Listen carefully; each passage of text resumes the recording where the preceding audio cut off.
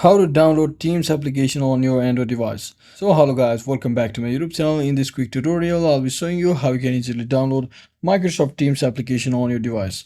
So first thing, just head over to your Play Store and it's in quite an easy process. Just search in for Microsoft Teams application just like this.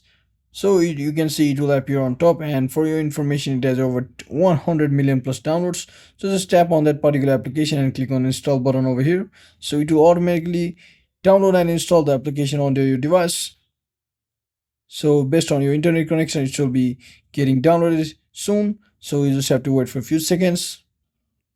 And once it installs, just click on open button over here to simply open the application, and you can just easily get started with the application by simply logging in with your account. So you can choose any of the Gmail just like this. So I'll just choose any one of this Gmail, and you just have to enter a particular Gmail's password, and you should be easily able to sign into your Microsoft Teams application. So that's it for today guys. Hope to see you on next video. Thanks for watching.